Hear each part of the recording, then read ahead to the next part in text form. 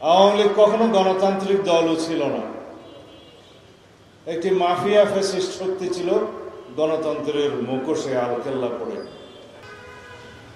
বাংলাদেশে আওয়ামী রাজনীতির চর্চাই ছিল মিথ্যার উপর ভিত্তি করে গণতন্ত্রহীনতার রাজনীতি।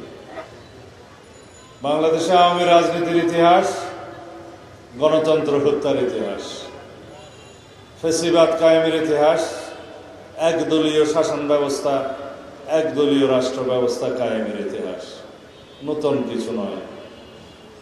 আমরা 2024-এর জুলাই আগস্টের ছাত্র গণ অভ্যুত্থানের মধ্য দিয়ে আওয়ামী বাকশালী ফ্যাসিস্ট শক্তিকে বিতাড়ন করতে পেরেছি, এটা সত্য। কিন্তু আওয়ামী ফ্যাসিবাদী শক্তির, মাফিয়া শক্তির মূলোৎপাটন এখনো পর্যন্ত বাকি আছে।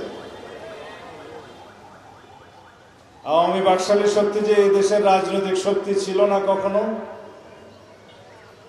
সেটা প্রমাণিত হয়েছে তাদের ভারতে আশ্রয় নেওয়ার মধ্য দিয়ে, এবং ভারতে আশ্রিত থাকে তাদের সহায়তায় বাংলাদেশের গণতন্ত্রকে অস্থিতিশীল করার যে প্রবণতা পায় তারা ষড়যন্ত্র করে যাচ্ছে তার মধ্য দিয়ে।